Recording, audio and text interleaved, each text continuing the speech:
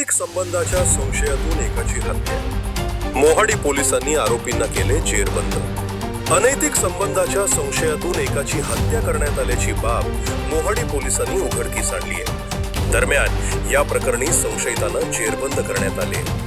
Mohadi police station हद्दीतील शिवारातील एका विहिरीत अज्ञात इसमाचा मृतदेह तरंगताना आढळला होता। प्राप्त माहितीच्या आधारे घटनास्थळी धाव घेत मोहाडी पोलिसांनी संबंधित इसम नेमका कोण, त्याची आत्महत्या की हत्या या अनुषंगाने तपासास वेग दिला होता। चौकशी अंती अनैतिक संबंधाच्या संशयातून संबंधिताची हत्या करण्यात आल्याची बाब उघडकीस आणली आहे। मोहाडी पोलीस निरीक्षक शिल्पा पाटील यांच्यासह पोलीस पथकानं वेगवानपणे तपासाची चक्र फिरवीत या प्रकरणी संशयितांना जेरबंद केले।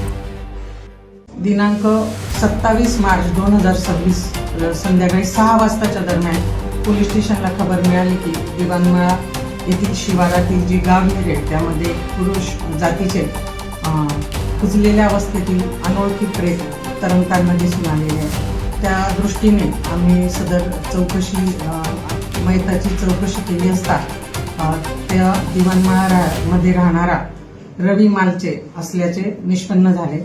सदर जी बॉडी आम्हाला मिळाली तेव्हापासून आमचा त्याबद्दल घातपात असावा असा संशय होता।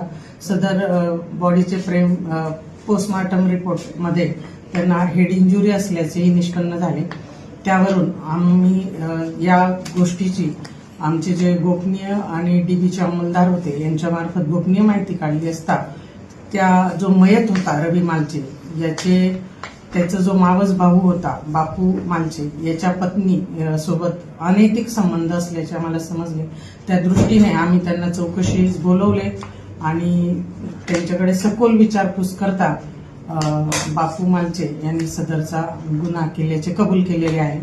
तसेच त्याने जे दिवाणमळाच्या हद्दीमध्ये फार्मसी कॉलेजच्या बाजूला दिनांक 18 मार्च 2026 संध्याकाळी रात्री 9 ते 10च्या दरम्यान त्याला जो मयत आहे तो दारू पिलेल्या अवस्थेत मिळून आला। त्यावेळी आरोपी बापू मालचे याने त्याच्या पत्नीशी असलेल्या अनैतिक संबंधाचा राग धरून त्याला डोक्यात दगड घालून त्याचा खून केलेला आहे।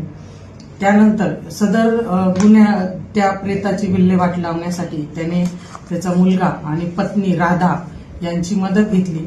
तर त्या तिघांनी त्या प्रेताला त्यांच्या सायकलीवर टाकलं आणि ते जे गावविहीर आहे दिवाणमळा क्षेत्रातली त्या ठिकाणी तिघांनी मिळून त्याला त्या विहिरीमध्ये प्रेत टाकून दिलेले आहे।